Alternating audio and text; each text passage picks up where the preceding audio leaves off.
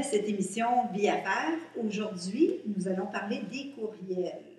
Alors, Ginette, toi, tu vas nous parler des écrits. Oui, je vais parler de la hiérarchie dans les écrits. Et moi, je vais vous parler des fraudes avec les courriels. Puis les erreurs les plus courantes aussi. Oui, tu vas nous parler des erreurs les plus courantes parce que les écrits, ça reste toujours. Hein? Les écrits restent, évidemment. Donc, alors, pourquoi vous allez me dire... Pourquoi vous allez me demander de parler des courriels? Ça fait des années là, maintenant qu'on vit avec les courriels.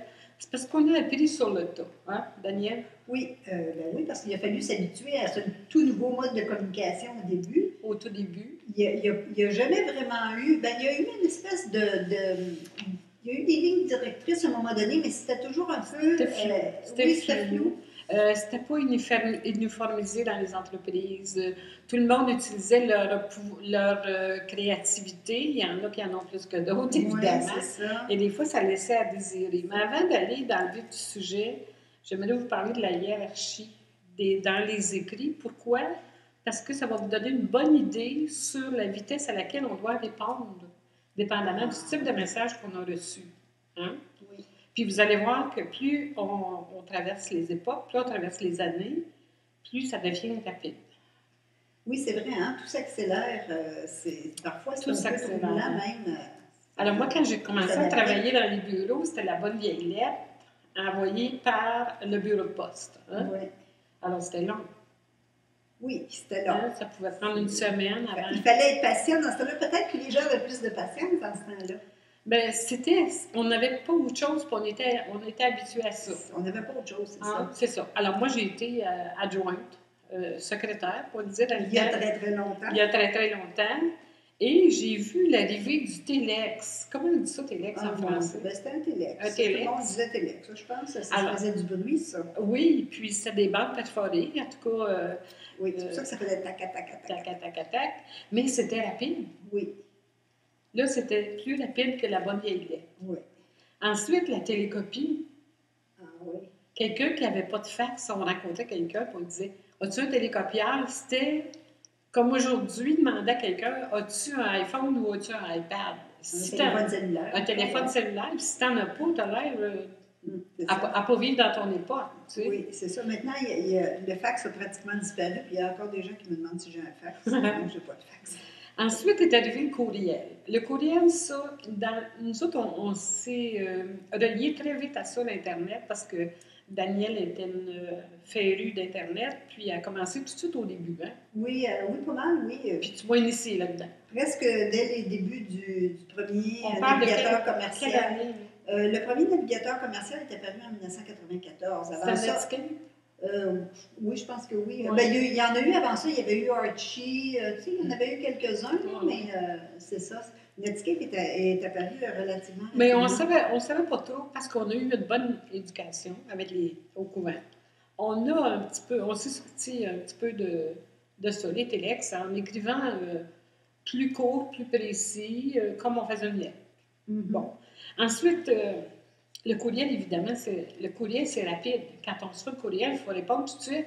Parce qu'il faut dire que la personne qui a envoyé le courriel, là, elle est pressée d'avoir une réponse. Oui. Puis là, il y a le SMS. Ça, c'est tout de suite. Oui. Le SMS, c'est subito presto.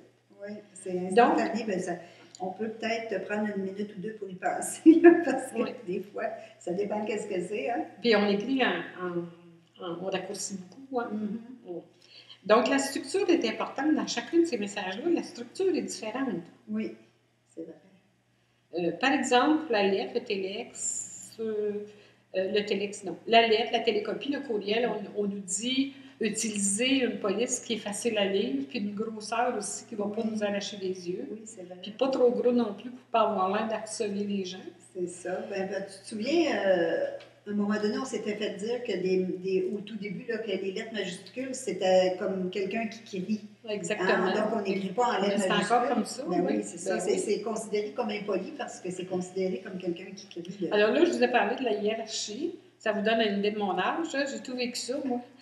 Et la vitesse de réponse est aussi basée sur la hiérarchie. Alors, si on commence par le SMS, on a dit réponse rapide. Le courriel, 4 heures. Pas plus que ça. 4 heures.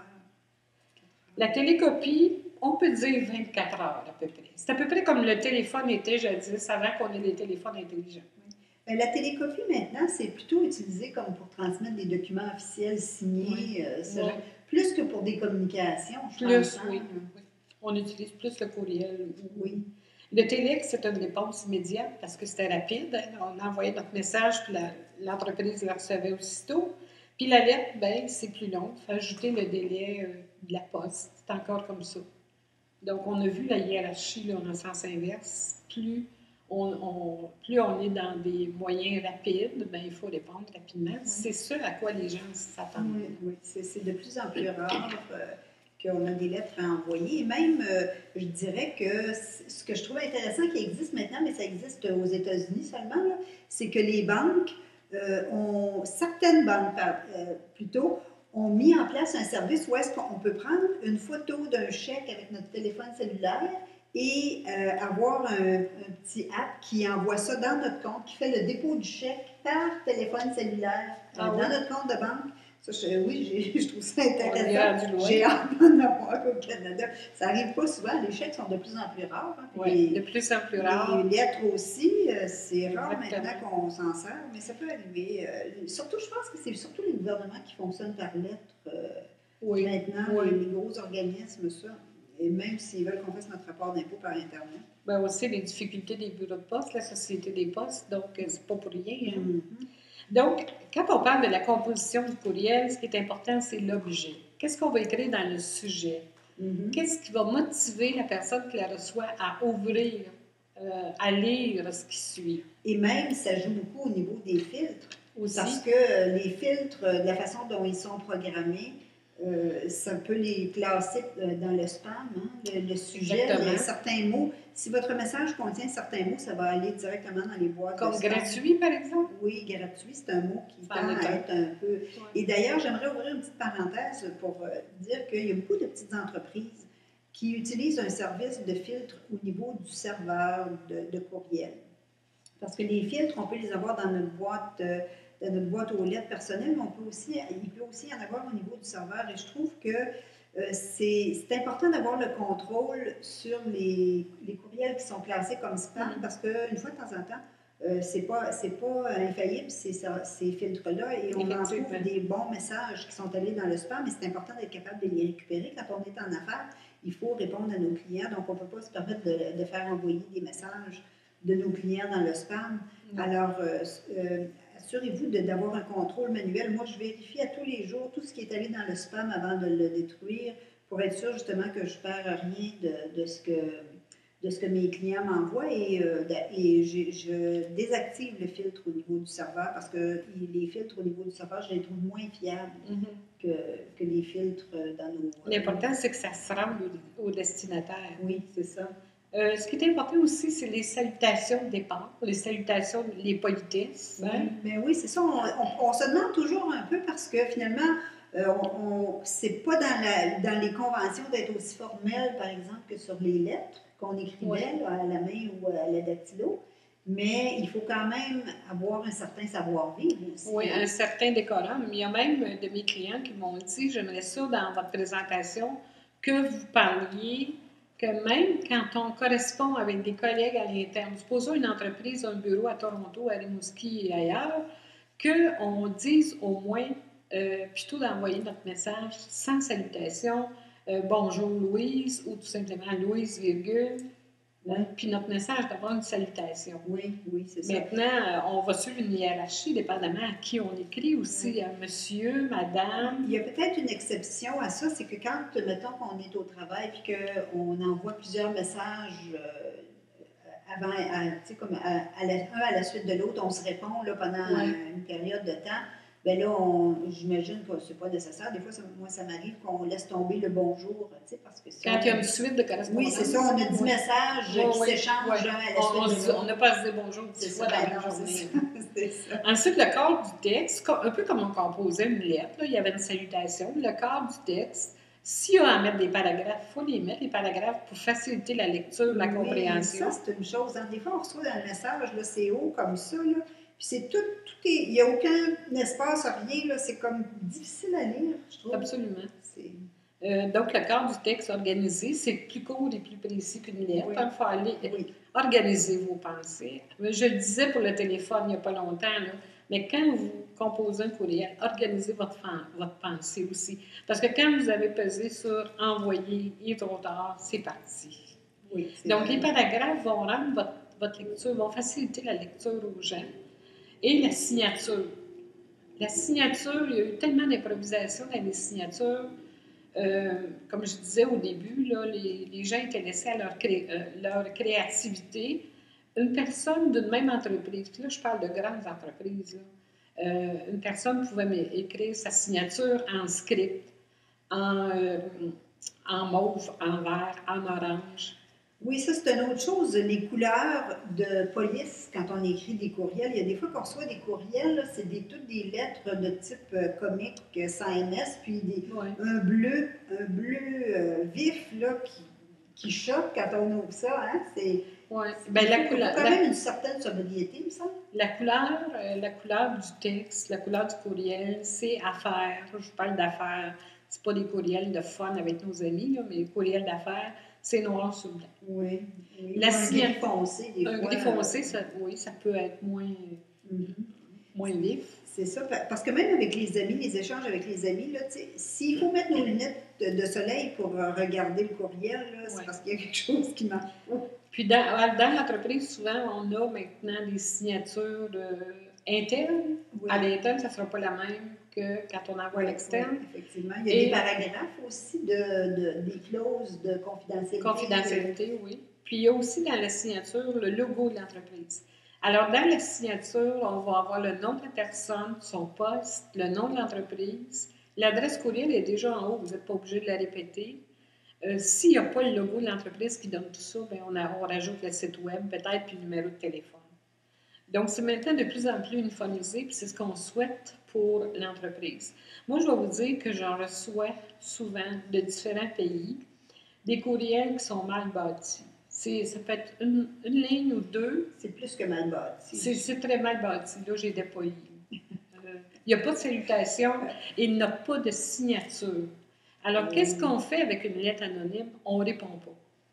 Bien, je pense que si on s'adresse à quelqu'un pour avoir une collaboration, avoir des informations, le moins qu'on puisse faire, c'est de s'identifier, il me semble. D'avoir aussi, d'énoncer ce qu'on veut clairement. Oui, absolument. Alors, c'est pour ça que je disais organiser votre pensée.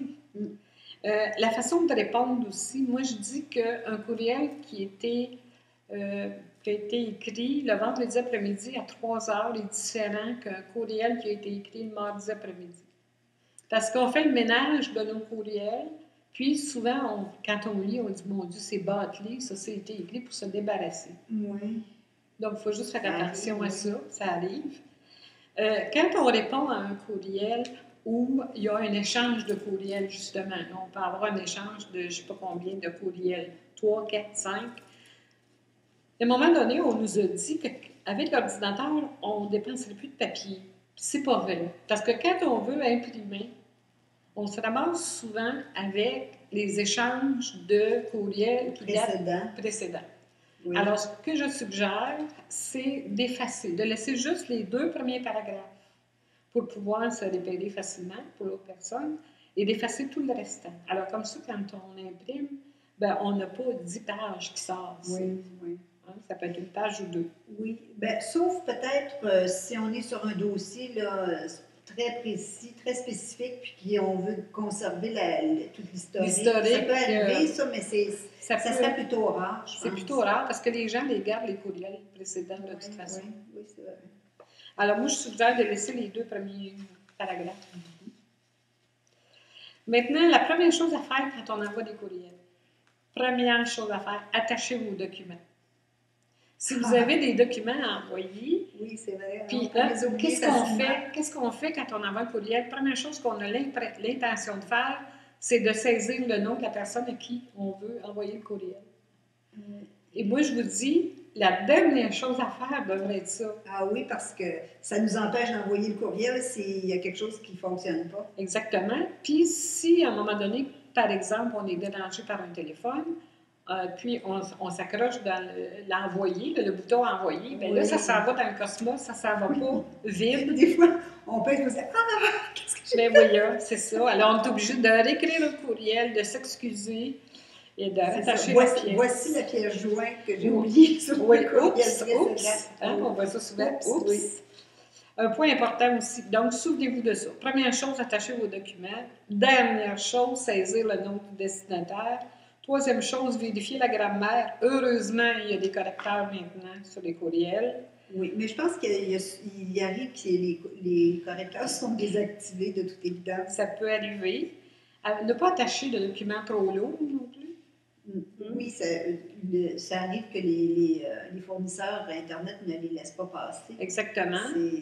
Il y a toujours une limite, je pense, sur la grosseur des pièces jointes qu'on peut transmettre ou qu'on peut recevoir. Si on a des documents trop lourds, on peut utiliser l'outil Dropbox ou Sendit ou Adobe Sendnote. Oui. Tout ça, c'est gratuit. Il existe plusieurs services justement pour les gros documents, effectivement. Exactement. Puis aussi, utiliser l'option CC, copie carbone ou copie carbone invisible. Oui, BCC, oui. Oui, ça c'est en anglais. Oui. Alors, utiliser l'option, si on a à mettre des gens en copie conforme, c'est-à-dire pas copie carbone, ça remonte à mes lettres. Copie conforme. Ça trahit l'heure, c'est ça.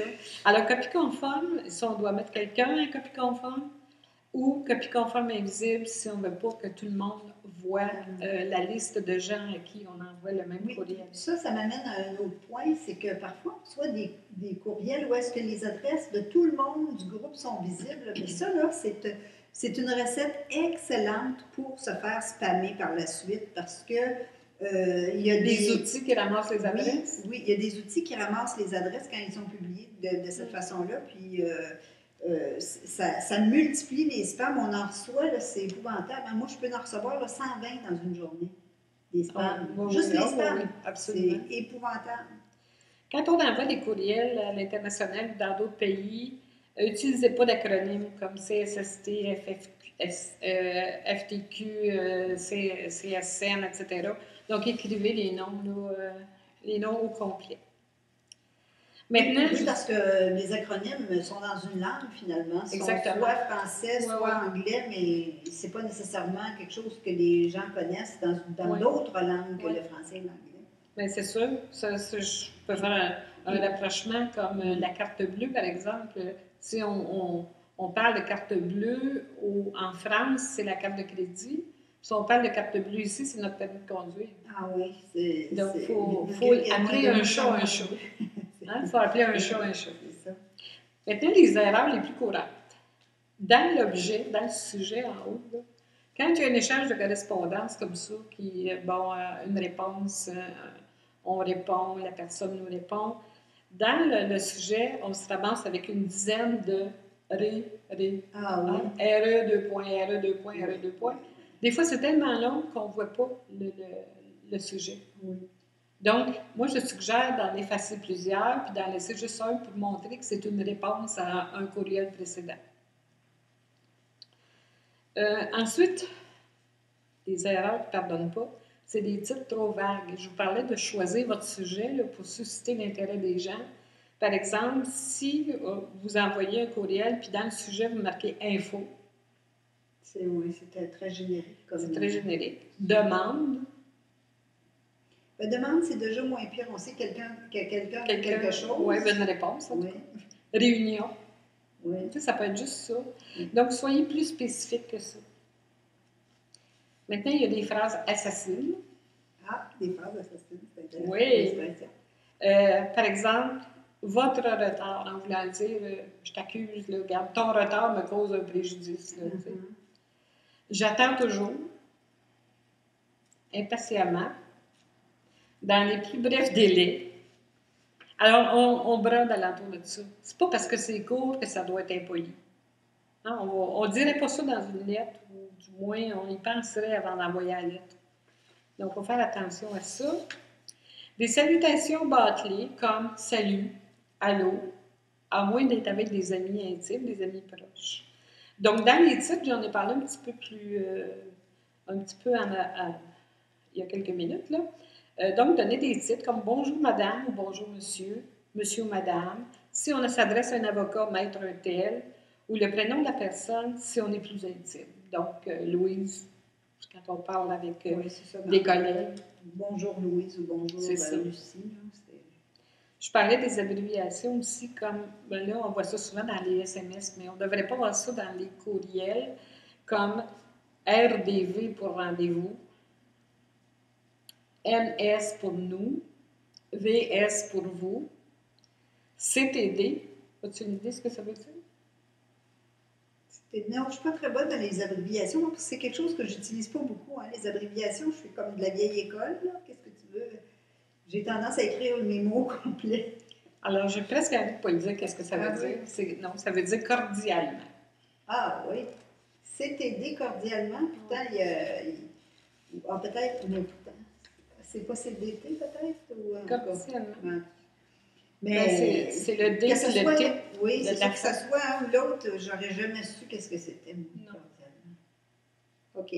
On a peut-être une éducation à faire de ce côté-là, malgré que je ne suis pas très SMS. Comme BFS, pas de fin de semaine. Ah oui. Ensuite, la cinquième parmi les erreurs les plus courantes, c'est les fautes de français. Je ne sais pas si toi, ça t'est déjà arrivé de te demander comment écrire le mot « j'envoie ». Avec un E, avec un S, pas d'S. Mais c'est envoyer, c'est comme le verbe aimer. Hein? Oui, mais la règle de grammaire, c'est pas tout le monde qui l'a maintenant. Je pense je vois souvent « j'envoie » avec un S. Ah oui? Oui, donc pas de S. « Je vous joins ». Mm-hmm. Souvent, on le voit avec un D, on le voit avec un T. Oui. Donc, c'est joint avec un S. Joint avec un T, c'est pas la même chose. c'est des choses qui sont comiques des fois, mais des fois, c'est moins comique. Quand un mot est écrit et que c'est un mot qui a la même consonance, mais qui veut dire autre chose, ça peut amener des situations cocasses. Hein? Exactement. Puis, pallier aux difficultés, on voit souvent ça. Hein? Pallier à, oui, c'est ça. Pallier aux difficultés, ça devrait être pallier les difficultés. C'est ça, il n'y a pas de... Donc, il y a plein de petits trucs comme ça qui fait qu'on devrait peut-être poser plus de questions avant de rédiger notre fameux courriel. De quoi je peux vous parler après ça? Ah oui, bon, les raccourcis, c'est sûr, j'en ai parlé, des abréviations, les raccourcis. Donc, ça fait partie des 6 erreurs les plus courantes. Maintenant, une chose que j'aimerais vous suggérer, les réponses automatiques d'absence de vacances ou d'absence, parce qu'on est en réunion, on a une réponse automatique. Quand on écrit un courriel à quelqu'un, supposons, aujourd'hui c'est le 17 mars, et on me dit « Je serai de retour à mon bureau le 15 ». Mais moi, je reçois ce message-là. On est 17, je serai de retour à mon bureau le 15. Ouhou! Ça devrait être changé tout de suite. Mise à jour, oui. Les mises à jour sont importantes. Ça c'est sur les boîtes vocales aussi. Les boîtes vocales, c'est exactement la même chose. Alors, c'est pas mal ce que j'avais à dire sur les courriels. Puis avant qu'on termine, je sais que tu as des choses à dire, toi aussi, je vais vous suggérer de vous procurer le livre « Le français au bureau », qui est de l'Office québécois de la langue française, qui en est à sa 6e édition, et c'est disponible dans les librairies. Donc, on vous donnera, si vous voulez le prix, c'est 36,95, mais c'est une bonne brique, là, où on parle du téléphone, on parle du courriel. Bons trucs pour le français. Beaucoup de bons trucs. Alors, tous les bureaux et même toutes les maisons devraient avoir ce livre-là. Mais je pense que si on veut parler le français, il faut le faire sérieusement. Exactement. Alors moi, j'aimerais vous parler des courriels frauduleux parce qu'on en reçoit une tonne de courriels frauduleux et ils sont très, très raffinés, de plus en plus raffinés, ils ressemblent de plus en plus à des vrais courriels. Des fois, c'est à s'y méprendre, vraiment. Et d'ailleurs, je sais qu'entre autres, la mafia russe a des équipes complètes de gens qui travaillent à la journée longue pour envoyer des courriels frauduleux parce que c'est très, très payant. Alors, c'est ça, il faut vraiment être très vigilant. Donc, je vais vous donner des exemples. Alors, voyez-vous ici, j'ai un exemple qui supposément vient du Better Business Bureau. Et c'est un courriel qui a l'air des plus officiels et finalement... Parce qu'il y a le logo du Better Business Bureau. Oui, c'est ça. Ils ont tout le logo, ils ont les signatures, ils ont ils ont les paragraphes de confidentialité, ils ont les liens qui viennent à la fin. C'est vraiment insidieux comme processus. Et c'est pour ça, puis là ça dit qu'il y a un problème avec notre dossier. Là. Si quelqu'un a porté plainte, supposément, mais finalement, il n'y a personne qui a porté plainte. Et quand on regarde les liens, on voit d'où ça vient. Je vais vous montrer dans un instant. Qu'est-ce qui arrive quand on répond à un courriel frauduleux comme ça? Mais c'est que si on clique sur les liens, souvent, quand on arrive sur le site en question, c'est un site où il y a des logiciels qui s'installent automatiquement sur notre ordinateur. Ça peut avoir différents effets. Ça peut, par exemple, espionner tout ce qu'on fait, incluant nos accès bancaires, nos mots de passe pour tous nos comptes. Et ça peut installer d'autres choses, toutes sortes de choses. Ils sont très, très créatifs du côté des malfaiteurs de l'Internet. Alors, c'est ça. Ici, j'en ai un qui vient supposément de Citibank, mais moi, je ne fais pas affaire avec Citibank, mais mettons que je fais affaire avec Citibank, c'est à s'y méprendre. Et si on regarde le lien qu'il y a sur ce message-là, c'est un lien qui nous dit d'ouvrir une session sur Citibank parce qu'il y a un problème avec notre compte. Et le lien va sur saveded.com. Hein? C'est pas tout à fait la même chose que Citibank. Ici, j'en ai un autre qui dit qu'ils sont très désolés, mais que le dépôt direct, le récent, n'a pas pu être fait, a été annulé en fait parce que la version de logiciel était trop ancienne. Donc, puis on voit qu'en haut, c'est un no reply avec l'adresse, mais qu'en réalité, la vraie adresse est ici. Et c'est une adresse qui s'en va à hits.to. Donc, c'est comme ça qu'on est capable de voir qu'il y a un problème avec ce courriel-là. L'origine est douteuse. Ici, j'en ai un autre qui a l'air de provenir de PayPal et qui dit qu'ils font des mises à jour régulières. Et on voit que ça vient en réalité, l'adresse qui est montrée, c'est service@internationalpaypal.com, puis l'adresse réelle, c'est new@yahoo.com. Donc, PayPal n'utilise pas d'adresse Yahoo, et c'est pour ça que c'est facile. Il faut faire bien attention. Oui, c'est facile à identifier, mais si on n'est pas attentif, on peut facilement se laisser prendre. Ici, j'en ai un autre qui vient de M. Ban Ki-moon et l'adresse, c'est webxxx 800 564 329 009 @AT&T.net. Et ça dit que mon paiement est approuvé par les Nations Unies et j'ai juste à attacher la pièce jointe pour plus de détails. Alors ça, une pièce jointe comme ça, puis en plus, il y a un montant d'argent, 550 000 $, quelque chose dans le nom du fichier. Hein? C'est pour quelqu'un qui est un peu...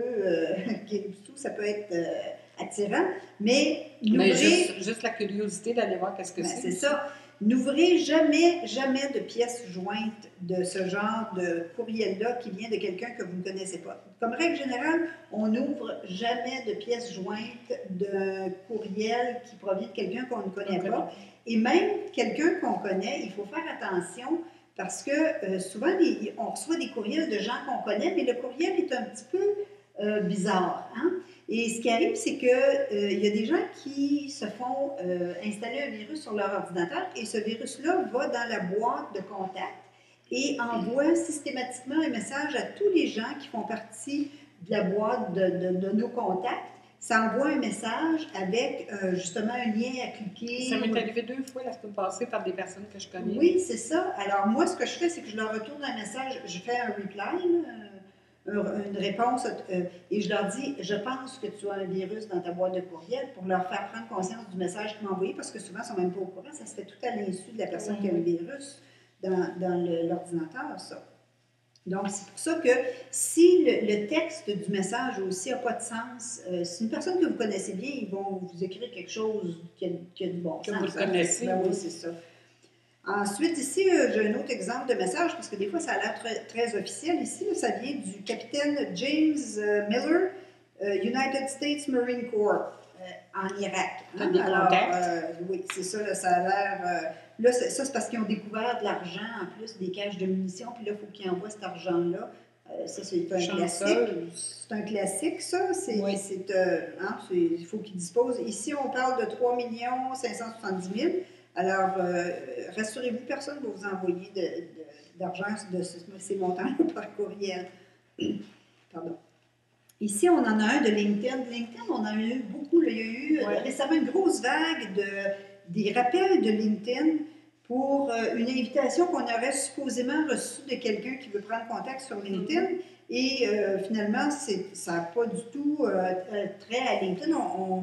On clique sur le lien et parfois, le site est déguisé. Le lien nous amène à un site qui a l'air de LinkedIn. Ils vont chercher tous les logos, toute la mise en page. C'est presque identique. C'est facile d'aller chercher les logos sur Internet. Et là, je n'ai pas d'exemple ici parce que si on regarde justement dans l'adresse, ce qu'on appelle le URL, l'adresse web, le nom de domaine, c'est là qu'on s'en rend compte. Tu vas passer ta souris sur l'adresse? Oui, j'ai un exemple dans quelques instants de ça. Là, je vais vous montrer comment est-ce qu'on est capable de voir quel lien c'est. Ici, on en a un de FedEx qui me dit que mon paquet est arrivé, mais qu'ils n'ont pas été capables de le livrer. Alors, c'est bien dommage. Ça m'est arrivé à quelques reprises, mais heureusement, j'ai un bon antivirus sur mon ordinateur. Oui. J'ai été capable. J'ai perdu des courriels par rapport à ça. Il a fallu que j'enlève tout. Oui. Et recommencer. Oui, c'est ça. Quand on a un bon antivirus, normalement, ça devrait l'intercepter, mais c'est important d'avoir un antivirus qui est mis à jour quotidiennement. Oui. Il faut que votre service antivirus, ça c'est un abonnement qu'on paye, mais ça vaut tellement la peine. Ça va faire une mise à jour à tous les jours, parce qu'à tous les jours, il y a des nouveaux virus qui sont créés. Donc, il faut se rappeler que notre antivirus a toujours un pas en arrière des nouveaux virus. Hein? Donc, il faut être vigilant parce qu'on ne peut pas se fier entièrement à l'antivirus. Aussitôt que le virus est détecté, ils vont mettre une définition dans notre antivirus, mais il peut avoir un délai de quelques heures, alors il faut faire quand même attention. Ici, j'ai une belle réservation, une confirmation de réservation avec US Airways, mais c'est pas ça fait un bout de temps que je n'ai pas utilisé cette compagnie-là, donc j'avais pas de réservation à ce moment-là. C'était facile pour moi de voir ça, mais si ça avait donné, mettons, que j'avais eu un vol cédulé, j'aurais pu facilement me faire prendre avec ça. Absolument. Et ici, j'ai justement l'exemple de ce qu'on peut voir moi, j'utilise Mail avec mon MacBook Pro et j'ai la possibilité de passer au-dessus sans cliquer. Mais si je passe au-dessus des liens, ça me révèle le vrai lien qui est en arrière de ça. Parce qu'un lien dans un courriel, le code en arrière du lien, ça peut être n'importe quoi. Ce n'est pas nécessairement le texte qui est écrit là. Alors, ça vous montre. Voyez-vous, là, c'est encore un dépôt direct qui a été annulé, mais l'adresse, c'est http://ukehijabshop.com. On est capable d'aller voir qu'est-ce que c'est sur l'Internet. Et quand je suis allée voir, c'est un site en Inde. Et c'est pas quelqu'un que je connais, puis c'est pas quelqu'un qui va m'envoyer de l'argent non plus. On a aussi la possibilité de regarder sur des messages l'adresse, l'encodage complet de l'origine du message. Alors ici, j'ai fait une expansion de l'adresse du message et on voit que d'une part, ça arrive d'une adresse douteuse sur l'Internet, dblj.com, ça on ne sait pas trop qu'est-ce que c'est. Ensuite, le retour, c'est contrition G0 à fioredaranzio.it. .it, ça c'est l'Italie. Et on voit que ça a été reçu à l'origine de fastwebnet.it, un autre site italien. Donc, c'est ça, quand on ne fait pas affaire avec l'Italie, oui, puis ce qui me sauve beaucoup, c'est que je fais pas mal tous mes courriels ou mes transactions en français. Donc, quand je reçois quelque chose en anglais, je me doute tout de suite. Oui, ça c'est plus facile, mais étant donné que moi je fais beaucoup de choses en anglais aussi, c'est pas toujours évident. Il y en a peut-être un peu moins en français de ce genre de choses-là, c'est ça. Donc, en résumé, quoi faire pour se protéger des courriels frauduleux? D'une part, comme je vous l'ai dit, ne pas cliquer sur le lien d'un courriel dont on ne connaît pas l'expéditeur, surtout si c'est un message nébuleux. Une autre caractéristique de ces messages-là, mais qui n'est pas toujours présente, c'est la façon dont les phrases sont construites. Hein. On voit que ce n'est pas leur langue quand ils écrivent, soit en anglais, soit en français. Donc ça, c'est un indice aussi. Il faut regarder l'entête comme il faut, comme je vous ai montré. On peut regarder le lien sans cliquer dessus si vous avez cette fonction-là dans votre service de courriel. Et je vous encouragerais à utiliser un service de courriel qui vous montre... Quand on voit « je suis la veuve de » aussi. Oui, c'est ça. Oui, parce que là, ça fait pitié. Il y a du cancer, puis là, ils vont mourir, puis il faut qu'ils transfèrent leur argent. Oui. Il y a beaucoup de gens qui se sont fait prendre, malheureusement. Et si vous n'êtes pas sûr d'où ça vient, commencez par vérifier l'adresse web, par exemple, yahoo.com, ça n'est une. Vous pouvez cliquer sur les sites des registraires. Il y en a plusieurs sites de registraires. Il y a Network Solutions, il y a GoDaddy. Oui. Ils offrent tous le service qui s'appelle Whois. Oui, c'est ça, oui. Whois, vous allez voir leur service Whois et vous êtes capable de savoir qui est le propriétaire du site web. Oui. Exactement. Donc, en cas de doute, c'est une bonne façon de vérifier. Et c'est ça, surveiller les choses qui ne sont pas logiques, les incongruités, le langage maladroit. Et en cas de doute, n'ouvrez pas le courriel, parce que si vous avez un doute, c'est parce qu'il y a quelque chose qui cloche. Ouais. Donc, évitez d'ouvrir ça. Alors, j'espère que ça va vous aider, parce que malheureusement, il y a beaucoup trop de gens qui se font prendre avec ça. Encore. Même ça m'est arrivé l'autre fois d'être obligée d'appeler un fournisseur pour vérifier si vraiment eux m'avaient envoyé le message. Ça avait l'air tellement vrai que j'ai hésité. J'ai pas pris de chance, j'ai appelé puis ça venait pas d'eux. Alors, c'est ça, on peut toujours... Ils sont de plus en plus parfaits. Oui, une institution bancaire. Alors... souvenez-vous que les banques et toutes les institutions financières ne vous demanderont jamais d'informations personnelles par courriel ou de vous cliquer sur un lien pour mettre à jour vos informations. Ça n'est jamais fait. Il faut que vous vous rendiez sur leur site. Alors, si vous recevez un courriel de votre banque, ne cliquez pas sur le lien qu'il y a dedans, mais allez à votre lien habituel. Ils ont des boîtes de messages. C'est ça. Puis vous allez revoir ce message-là sur leur site et là, vous allez savoir quoi faire. Parce que c'est vraiment quelque chose qui est sérieux. Alors, ça conclut notre émission pour aujourd'hui et au cours de la prochaine émission, Ginette, tu vas nous parler de... Moi, je vais parler de la tenue vestimentaire et les pièges de l'été. Oui, ça s'en vient. Exactement. Et moi, je vais vous parler un peu de technologie à notre service pour, par exemple, offrir son expertise sur l'Internet, pardon. Et je vais vous parler aussi des imprimantes 3D. Ça, c'est quelque chose d'intéressant de nouveau qui est en train de faire une petite révolution dans l'industrie. Alors, on vous rappelle toujours de cliquer sur notre bouton j'aime sur Facebook et que vous pouvez trouver nos émissions sur S'entreprendre Média, YouTube et Dailymotion, biaffaires.com. Oui. Et est-ce qu'on a une citation aujourd'hui? Oui, on a une citation. Les paroles s'envolent. Et les écrits restent. On trouvait que ça allait bien avec les courriels. Oui. Alors, à la prochaine. Merci d'être avec nous. Merci.